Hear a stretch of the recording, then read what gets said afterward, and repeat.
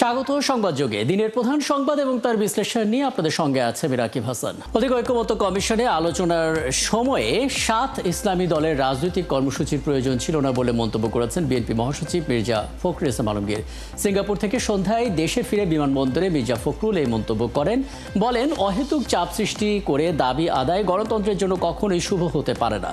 এ সময় বিএনপি অযথা কোনো ইস্যুতে আন্দোলন করবে না বলেও জানান বিএনপি মহাসচিব। আমাদের দেশের সিদ্ধান্ত আমাদের নিজেদেরই নিতে হবে এবং সেটা আমাদের সমন্বিত প্রচেষ্টায় ঐক্যবদ্ধভাবে আমাদেরকে নিতে হবে। আমি মনে করি এটা কোনো প্রয়োজন ছিল না, কারণ আলোচনা তো শেষ হয়নি, এখন আলোচনা চলছিল। আলোচনা চলা অবস্থায় এই ধরনের কর্মসূচির অর্থই হচ্ছে যে একটা অহেতুক একটা চাপ সৃষ্টি করা, যেটা আমি মনে করি যে গণতন্ত্রের জন্য শুভ নয় এবং সঠিক সিদ্ধান্ত নেওয়ার ব্যাপারেও শুভ নয়। 5 আগস্ট পরবর্তী সময়ে রাজনৈতিক দল হিসেবে বিএনপির একটা পরিষ্কার বার্তা ছিল। বার্তাটা এরকম যে ঐক্যবদ্ধ থাকুন, পরিস্থিতি অস্থিতিশীল হলে পরাজিত শক্তি লাভবান হবে। কিন্তু বাস্তবে কি দেখা যাচ্ছে? দেখা যাচ্ছে জামাত ইসলামী, ইসলামী আন্দোলন, খেলাফত মজলিস, নেজামে ইসলাম পার্টি সহ মোটামুটিভাবে 7টি দল বিক্ষোভ করতে পথে নেমেছে। আজ প্রথম দিন তারা রাজধানী ঢাকাতেই ছিল। আগামীকাল শুক্রবার বিভাগীয় শহরে তারা যাবে এবং 26 সেপ্টেম্বর সব ঠিক থাকলে তাদের পরিকল্পনা অনুসারে জেলা এবং উপজেলা পর্যায়ে বিক্ষোভ মিছিলের কর্মসূচি দিয়েছে এবং দলগুলো এদের কারো হাতে 5 দফা আছে, কারো 6 দফা, কারো 7 দফা এবং দফাগুলো পাশাপাশি রাখলে দেখা যাচ্ছে কিছু অভিন্ন দাবি আছে। যেমন জুলাই সনদের পূর্ণাঙ্গ বাস্তবায়ন তারা চান, নির্বাচন হতে হবে পিআর পদ্ধতিতেই এবং জাতীয় পার্টির সাথে 14 দলের কার্যক্রম নিষিদ্ধ করতে হবে। এখন প্রশ্ন হচ্ছে, স্বাভাবিকভাবেই রাজনীতিতে আসলে কি অপেক্ষা করছে, ঐক্যমত্য নাকি আন্দোলন? আমরা কথা বলতে চাই। আমরা পেয়েছি, আমাদের সঙ্গে আছেন কেন্দ্রীয় বিএনপির ভাইস চেয়ারম্যান শামসুজ্জামান দুদু এবং আছেন জাতীয় সমাজতান্ত্রিক দল জেএসডি সাধারণ সম্পাদক শহীদ উদ্দিন মাহমুদ স্বপন। আপনাদের দুজনকে ধন্যবাদ জানাচ্ছি আমাকে সময়টা দেওয়ার জন্য। এবং জনাব শামসুজ্জামান দুদু, আপনাকে দিয়ে আলাপটা শুরু করি। আমরা আসলে ঐক্যমত্য কমিশনের কথা বলছিলাম যে 7টা মাস পেরিয়ে গেছে, আরও 1 মাস বাড়ানো হয়েছে। গণতান্ত্রিক সমস্ত চর্চাগুলোর চেষ্টা করা হচ্ছে, মত দ্বিমত থাকবে, সেটাকে বলা হচ্ছে গণতন্ত্রের সৌন্দর্য, নানা কিছু। কিন্তু মুশকিল হচ্ছে, যেখানে আপনারা বলছেন ঐক্যবদ্ধ থাকার কথা এবং ঐক্যমত্য কমিশন এখনও আছে, আলোচনাও চলছে, তখন আমরা দেখতে পাচ্ছি বাইরে 5, 6 কিংবা 7 দফা নিয়ে 7টা ইসলামিক দল তারা আসলে সেই দাবি তুলে আছে। মানে কেন একমত হওয়া যাচ্ছে না? কোথায় গিয়ে আসলে একমত হওয়া যাচ্ছে না? এমন কি পরিস্থিতি তৈরি হলো যে রাস্তায় নামতে হবে? আপনার রাজনৈতিক অবজারভেশন। জি, আপনাকে ধন্যবাদ। প্রথম কথা হচ্ছে, 16-17 বছর ধরে দেশের মানুষ স্বচ্ছ গ্রহণযোগ্য একটা নির্বাচন, যেখানে সাধারণ ভোটাররা ভোট দিতে পারে, এরকম একটি অবস্থা তৈরি করে। যে অবস্থাটা গত 3টা নির্বাচনে ছিল।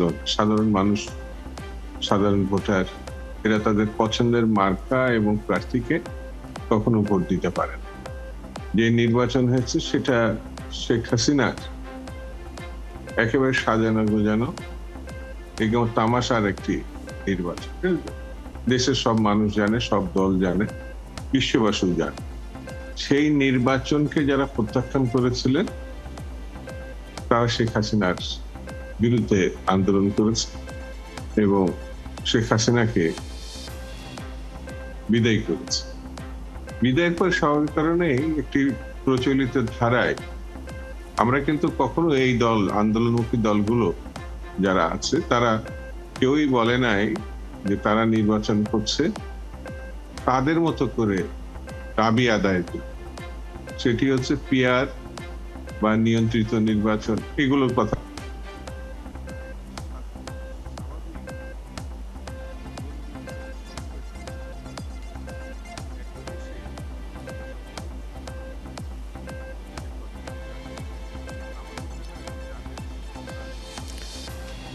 জনাব শামসুজ্জামান দুদু, আপনি খুব চমৎকার করে বলছিলেন, কিন্তু মাঝখানে আপনার কথাটা ঠিক এই মুহূর্তে শুনতে পাচ্ছি না। এটা কি মিউট হয়ে গেছে কিনা একটু দেখবেন?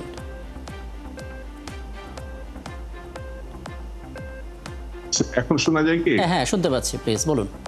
হ্যাঁ, তো এই কর্মসূচি তারা অবশ্যই তাদের রাজনৈতিক কর্মসূচি হিসাবে গ্রহণ করতে পারে এবং এই কর্মসূচি তারা জনগণের কাছেও নিয়ে যেতে হবে এবং এই কর্মসূচি যে জনগণ পছন্দ করে তারা ভোট পাবে এবং ভোট পেলে তারা সরকার গঠন করবে। সরকার গঠন করলে তারা সেই কর্মসূচি প্রতিষ্ঠা করবে। যেমন 6 দফা কেউ মানেনি। ৬৬ সালে যখন শেখ মুজিবুর রহমান সাহেব দিয়েছিলেন কেউ মানেনি, কিন্তু তিনি রাজনৈতিক কর্মসূচি হিসাবে এটা গ্রহণ করেছিলেন এবং ৭৭ নির্বাচনে এটাকে সামনে এনেছিলেন। তো আমরা জানি ৭৭ নির্বাচনে তিনি জয়লাভ করেছিলেন এবং ৬ দফার ভিত্তিতে তিনি শাসনতন্ত্র রচনা করতে চেয়েছিলেন, কিন্তু পরবর্তীতে মুক্তিযুদ্ধে আসছে। এখন আমি এই যেসব দলগুলো তাদের কর্মসূচির কথা বলছে এবং আন্দোলনের কথা বলছে, আমার মনে হচ্ছে যে নির্বাচন ঠেকানোর অভিপ্রায়ে তারা এই কাজগুলো করছে কি, অর্থাৎ যে নির্বাচনের জন্য ১৫-১৬ বছর ধরে লড়াই, মানুষ আত্মহত্যা দিয়েছে, শহীদ হয়েছে, পঙ্গুত্ব বরণ করেছে, কারা নির্যাতন ভোগ করেছে, সেই নির্বাচনটাই যদি আমরা করতে না পারি বা যে কোনো ওসিলায় যে কোনো কথায়, তাহলে তো আমরা আরব্ধ কাজটা করতে পারছি না। তাহলে হাসিনার সঙ্গে এখনকার যারা আন্দোলনমুখী তাদের পার্থক্যটা কতটুকু, এটা আবার কিন্তু সামনে চলে আসে। এটা কি আপনার অস্বীকার করা কঠিন? এটা আমার কাছে মনে হয়। একদম। আমি এরপরে যখন আপনার কাছে আসবো তখন একটু জানার চেষ্টা করব যে এখনকার যে পরিস্থিতি তাতে আপনার মনে হচ্ছে কিনা নির্বাচন পেছানোর যদি পরিকল্পনা থেকে থাকে সেই পরিকল্পনাটা বাস্তবায়ন হওয়ার মতো পরিস্থিতি তৈরি হচ্ছে। কারণ আমরা আসলে এনসিপির পক্ষ থেকেও জানি তাদেরও দাবি আছে গণ অধিকার পরিষদ তৈরি করা, যেই সংবিধান আছে সেটা বাতিল করে নতুন সংবিধান দেওয়া, তার আলোকে নির্বাচন করা, অর্থাৎ সামনে আরও অনেক নাটকীয়তা বাকি আছে, সেগুলো নিয়েও একটু কথা হবে নিশ্চয়ই। জনাব শহীদুদ্দিন মাহমুদ স্বপন, আপনি আপনার জায়গা থেকে একটু অবজারভেশন দেবেন, মানে আসলেই ৫ দফা ৬ দফা ৭ দফা এই দাবিগুলো মিন করেই তারা রাস্তায় নেমেছেন, নাকি এর আড়ালে একটা রাজনৈতিক শোডাউন নির্বাচনের সময় যে তারা একটা বড় ফ্যাক্টর সেটা হিসেবে তুলে ধরা বা কোনো একটা প্রেশার গ্রুপ হিসেবে কাজ করা সরকারের, মানে কি দেখছেন আসলেই শুধুই দাবিটা আসল নাকি এর পেছনে কোনো ঘটনা আছে? ধন্যবাদ আপনাকে, দুদু ভাইকে সালাম, যারা দেখছেন সবাইকে শুভেচ্ছা জানাই। প্রথমে আমরা একটা বিশেষ পরিস্থিতির মধ্য দিয়ে আজকে এই অবস্থায় আছি। ৫ই আগস্টের পরে যে পরিস্থিতিটা তৈরি হয়েছে, একটা গণ আন্দোলনের মধ্য দিয়ে, অভ্যুত্থানের মধ্য দিয়ে একটা ফ্যাসিস্ট পালিয়ে গেছে, তার পরবর্তী সময় পুরো জাতির সামনে একটা আকাঙ্ক্ষা তৈরি হয়েছে যে আমাদের রাষ্ট্র কাঠামো, ক্ষমতার বিন্যাস কাঠামো যেটি আছে সেটিকে পূর্ণ বিনাশ করা দরকার, এটিকে আরো বেশি গণতন্ত্রায়ন করা দরকার। সেই লক্ষ্যে কমিশন গঠিত হয়েছে, কমিশন কাজ করেছে, আমরা সকলে মিলে অংশগ্রহণ করেছি। বিষয়টি দেখবার বিষয় হচ্ছে এখানে যে প্রত্যেকটি রাজনৈতিক দলেরই অনেক দাবি আছে, অনেক তার ভবিষ্যৎ কর্মসূচি আছে, কিন্তু কমিশনে যখন আমরা বৈঠকে বসেছি, আমরা কিন্তু কমিশন সেই দাবিগুলোকে আলোচনায় এনেছে যে দাবিগুলো অধিকাংশ রাজনৈতিক দল মনে করছে এটা আলোচনা করবার প্রয়োজন এবং গণতান্ত্রিক প্রক্রিয়ায় আরো শক্তিশালী করবার জন্য যেসব বিষয়গুলো সম্পৃক্ত সেগুলাকে এখানে নিয়ে আসা হয়েছে। যেমন মনে করেন আমরা ৭০-এর অনুচ্ছেদের কথা বলছি, আমরা উচ্চ কক্ষের কথা বলছি, আমরা প্রধানমন্ত্রী এবং রাষ্ট্রপতির ক্ষমতা ভারসাম্য করছি। তাহলে এই পরিস্থিতিতে যেই বিষয়গুলো আলোচনায় আসছে সেগুলো কিন্তু অধিকাংশ রাজনৈতিক দলের আলোচনার পয়েন্ট থাকবার কারণেই আসছে। এখন দেখুন যে আলোচনাটা এখন প্রধান করা হচ্ছে বা যে আন্দোলন নিয়ে করা হচ্ছে সেটি হচ্ছে যে পিআর কিন্তু এই কমিশনের আলোচ্য সূচিতে কিন্তু পিআর ছিল না।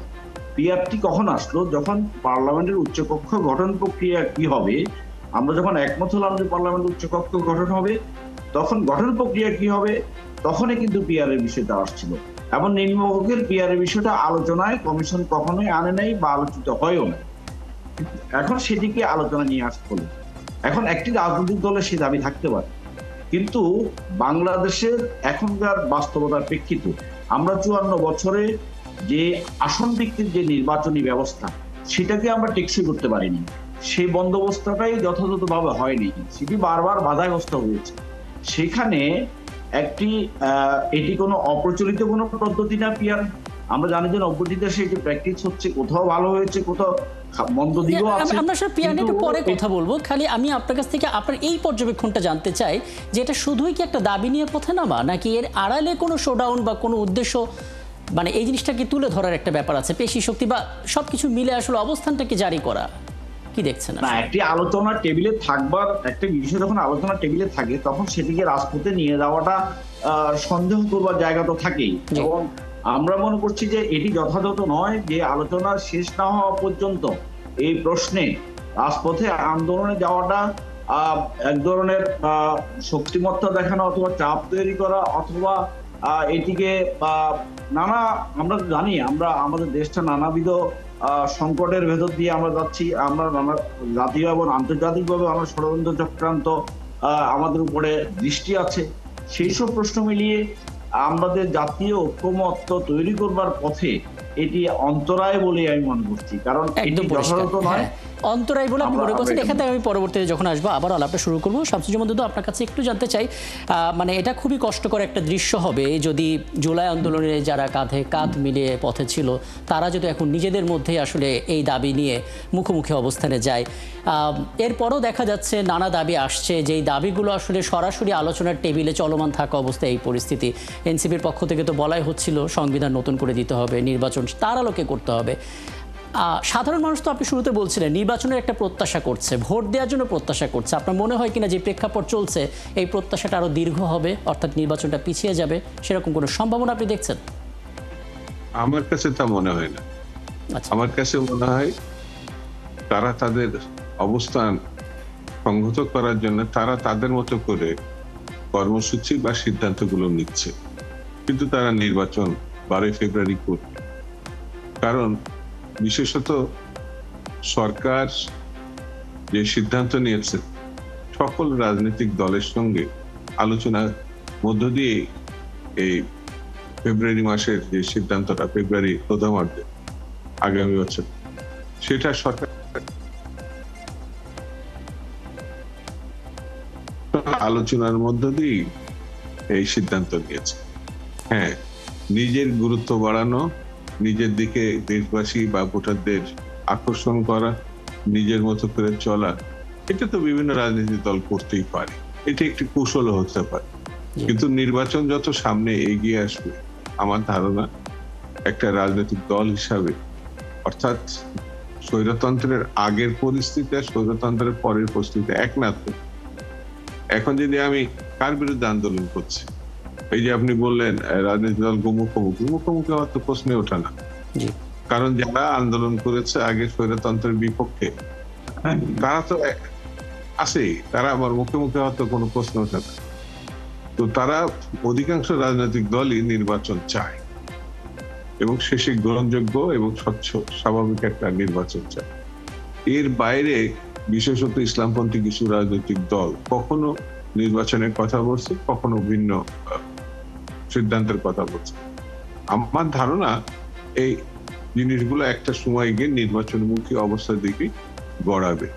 নির্বাচন ছাড়া কোনো ভিন্ন পথ আছে বলে আমার কাছে মনে হয়। খুবই স্পষ্ট বক্তব্য। আমরা আমাদের আলোচনার একেবারে শেষ পর্যায়ে আছি। জনাব শহীদুদ্দিন মাহমুদ স্বপন, আপনার কাছে একটু জানতে চাই যে ধরুন জামাত ইসলামীর কথা, তারা তাদের দিক থেকে বলেছে পিআর পদ্ধতিতে নির্বাচন চাই, আমরা সেটা শুনলাম। আবার আমরা এটাও তাদের কাছ থেকে শুনলাম যে তারা আসলে নির্বাচনের জন্য প্রস্তুত। মানে মুশকিল হচ্ছে আমরা আসলে একটা বক্তব্যে স্থির হতে কেন পারছি না। মানে নির্বাচনের জন্য আমি প্রস্তুত, আবার পিআর পদ্ধতিতে নির্বাচন চাই, সেই দাবিতে মাঠে নামা এবং অন্যান্য রাজনৈতিক দল যারা আছে তাদেরও সে একই মাইন্ডসেট। সমাধানটা আসলে কোন প্রক্রিয়ায় হওয়া উচিত বা সেই সম্ভাবনা কতটুকু রয়েছে? যেখানে এখনো ঐক্যমত্য কমিশন তাদের কাজ চালিয়ে যাচ্ছে, মেয়াদ আছে এখনো। জি দেখুন, আমরা কমিশনের যখন কথা বলছি শেষ মুহূর্তে এসে আমরা কমিশনের কথা বলছি, কিন্তু এই জুলাই সনদকে একটি আইনি ভিত্তি কিভাবে দেওয়া যায় সেই বিষয়ে কথা বলছি। এখানে কিন্তু পিআর নিয়ে কথা হচ্ছে না। এটি যে সমস্ত বিষয়ে কমন মিনিমাম জায়গায় আমরা ঐক্যমত্য তৈরি করতে পেরেছি, সেগুলা কিভাবে আইনগতভাবে ইমপ্লিমেন্ট করা যায় সে বিষয়ে কিছু আমাদের বিতর্ক আছে। সেই জায়গাগুলোকে আমরা কাছাকাছি পৌঁছানোর চেষ্টা করছি। আপনি ইতিমধ্যে জেনেছেন গণতন্ত্র মঞ্চ আমাদের দল সহ আমরা আজকে 3টি রাজনৈতিক দলের সাথে বসেছি। আমরা বিএনপি সহ অন্যান্য রাজনৈতিক দলের সাথে বসবো এই জায়গায় ঐক্যমত্যে কিভাবে পৌঁছানো যায়। কিন্তু পিআরের ভিত্তিতে নির্বাচনের দাবিটা কিন্তু আমাদের কমিশন অথবা সংস্কার প্রক্রিয়ার প্রধান কোনো এজেন্ডা নয়।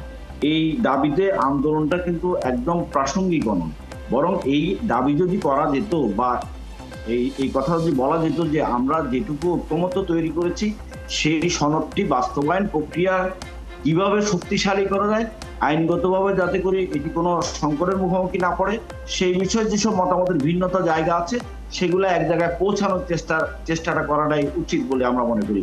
কারণ আমার দাবি অনেক বেশি, অনেক কিছু পাওয়ার আমার ইচ্ছে আছে, কিন্তু সমস্ত রাজনৈতিক দল মিলিয়ে যেখানে পৌঁছাবে আমি সেটাতে আপাতত একমত হওয়াটাই স্বাভাবিক, কারণ আমার দাবির জন্য তো পুরো কমিশন বসে নেই। সুতরাং সমস্ত রাজনৈতিক দলের ভিন্ন ভিন্ন অনেকগুলো দাবি থাকতে পারে। যে সমস্ত জায়গায় আমরা কাছাকাছি এবং একমতে পৌঁছালাম ইতিমধ্যে, সেই দাবিগুলা, সেই সিদ্ধান্তগুলা বাস্তবায়ন প্রক্রিয়া নিয়ে মূলত এখন আলোচনাটি হচ্ছে। সেই আলোচনাটাকে আমরা প্রায়োরিটি থেকে কিভাবে এটা পৌঁছাতে পারি সেটি এখন গুরুত্বপূর্ণ কাজ।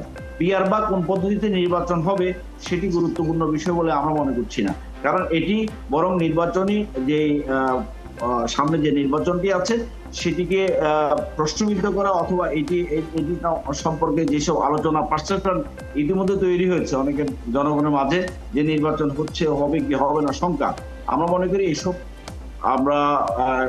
আমরা এই নির্বাচনে পৌঁছাতে পারবো এবং এই বিষয়ে একটি সমাধান নিশ্চয়ই পৌঁছাবে সকলে মিলে। একদম একদম। আমি সবশেষ জনাব শামসুজ্জামান দুদু আপনার মন্তব্যটা নিয়ে আলাপটা শেষ করব। সেটা হচ্ছে আজকে তো ঢাকা শহর, এরপরে বলা হচ্ছে আগামীকাল বিভাগীয় পর্যায়ে, তারপর জেলা উপজেলা পর্যায়ে মানে বিস্তৃত জায়গায় আসলে এই 7টা দল তারা তাদের বিক্ষোভের জায়গাটা জারি রাখবে। তো সেই হিসেবে আগে একটা আলোচনার জায়গা তৈরি করা এবং সেই জায়গা থেকে পরিস্থিতি নিয়ে মানে দিন শেষে ঐক্যবদ্ধ ব্যাপারটা যেটা আপনাদের দিক থেকে বার্তা, সেটা ধরে রাখার জন্য বিএনপি আসলে কি করতে পারে? ঐক্যবদ্ধ আছি তো আমরা স্বৈরতন্ত্রের বিরুদ্ধে। জি, আমরা ঐক্যবদ্ধ আছি মানুষের ভোট অধিকার ফিরিয়ে দেওয়া। আমরা ঐক্যবদ্ধ আছি মানুষ যা চায়, অর্থাৎ কর্মসংস্থানের ব্যবস্থা কর। লক্ষ লক্ষ বেকার, কৃষক, শ্রমিক, মেহনতি মানুষ পুরো খারাপ অবস্থায় আছে। একটি নিয়মিত সরকার, এগুলো যে ধারাবাহিকভাবে আন্দোলন হয়ে আছে, সে ব্যাপারে কোনো বিভক্তি আছে আমার কাছে। কিছু কিছু মহল বা কিছু কিছু শক্তি বা রাজনৈতিক দল ভিন্ন মত পোষণ করতে পারে, সে নিয়ে উদ্বিগ্ন হওয়ার কিছু নাই। নির্বাচনের দিকে যত দলগুলো এগোতে থাকবে, আমার মনে হয় সেই যে মত পার্থক্যগুলো এগুলো একেবারেই থাকবে না। সবাই নির্বাচনের দিকে ঝাঁপিয়ে পড়বে। এই উদ্বিগ্ন হওয়ার কিছু আছে, এটা আমার কাছে মনে হয়। আপনার দুজনকে অনেক ধন্যবাদ আমাকে সময়টা দেওয়ার জন্য, এবং নিশ্চয়ই সামনে কোনো আয়োজনে আরও কথা বলার সুযোগ আপনাদের সঙ্গে হবে। আমাদের সঙ্গে ছিলেন এতক্ষণ বিএনপির কেন্দ্রীয় ভাইস চেয়ারম্যান জনাব শামসুজ্জামান দুদু, এবং ছিলেন আমাদের সঙ্গে জাতীয় সমাজতান্ত্রিক দল জেএসডি সাধারণ সম্পাদক শহীদ উদ্দিন মাহমুদ স্বপন। এবং আমরা আসলে যে 7টি দলের পথে নামতে দেখলাম, সামনের দিনে আসলে রাজনীতির মধ্যে ঐক্যবদ্ধতা থাকবে তো নাকি নতুন করে আন্দোলন আমরা দেখব, সেই শঙ্কাটা তৈরি হচ্ছে কিনা, এগুলো নিয়ে মূলত আমরা কথা বলছিলাম। দর্শক, এই ছিল আজকের সংবাদযোগে। আগামীকাল ঠিক রাত 10টায় আবারও দেখা হবে নতুন কোনো বিষয় এবং তার বিশ্লেষণ নিয়ে। থাকুন একাত্তরের সাথেই।